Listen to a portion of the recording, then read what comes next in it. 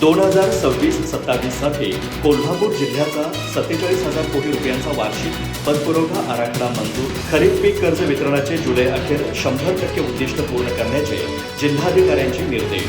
सर्व बँका आणि संबंधित विभागांनी समन्वयाने काम करण्याचे आवाहन. कोल्हापूर जिल्ह्यासाठी सन 2026-27 या आर्थिक वर्षाकरिता 47,000 कोटी रुपयांच्या वार्षिक पतपुरवठा आराखड्याला मंजुरी देण्यात आली असून सर्व बँकांनी समन्वयाने काम करून हे उद्दिष्ट वेळेत पूर्ण करावे असे निर्देश जिल्हाधिकारी डॉक्टर विजय राठोड यांनी दिले. खरीप हंगामासाठी पात्र शेतकऱ्यांना पीक कर्जापासून वंचित ठेवू नये तसेच जुलै अखेर पीक कर्ज वितरणाचे 100% उद्दिष्ट पूर्ण करण्यासाठी प्रयत्न करावेत असेही त्यांनी स्पष्ट केले. जिल्हाधिकारी कार्यालयातील नवीन सभागृहात जिल्हास्तरीय सल्लागार आढावा समितीची बैठक जिल्हाधिकारी डॉक्टर विजय राठोड यांच्या अध्यक्षतेखाली पार पडली. यावेळी जिल्हा अग्रणी बँक ऑफ इंडिया यांच्या वार्षिक पतपुरवठा आराखडा 2026-27 तसेच आरसेटीच्या वार्षिक कृती आराखडा पुस्तिकेचे प्रकाशन करण्यात आले.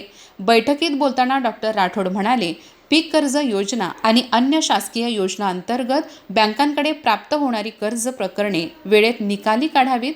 सर्व शासकीय योजनातील कर्ज प्रकरणाची सप्टेंबर अखेर उद्दिष्टपूर्ती व्हावी. शासन व महामंडळाच्या योजनांचा लाभ अधिकाधिक नागरिकांपर्यंत पोहोचविण्यासाठी बँका आणि संबंधित विभागांनी परस्पर समन्वयाने काम करावे. सन 2025-26 मध्ये कोल्हापूर जिल्ह्यासाठी 42,200 कोटी रुपयांचे पतपुरवठा उद्दिष्ट निश्चित करण्यात आले होते. मार्च 2026 अखेर 114% उद्दिष्टपूर्ती झाल्याची माहिती बैठकीत देण्यात आली. या यशस्वी कामगिरीबद्दल जिल्हाधिकारी डॉक्टर विजय राठोड यांनी सर्व बँकांचे अभिनंदन केले.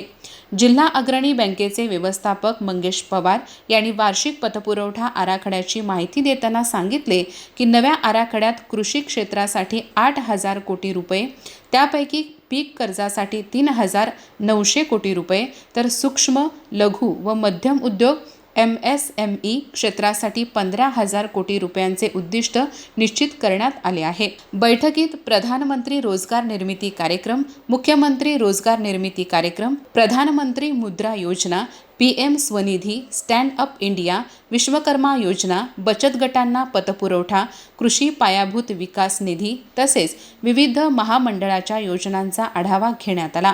प्रधानमंत्री अन्न प्रक्रिया योजनेअंतर्गत अधिकाधिक लाभार्थ्यांना लाभ मिळावा यासाठी कृषी विभागाने पुढाकार घ्यावा असे निर्देशही जिल्हाधिकाऱ्यांनी दिले.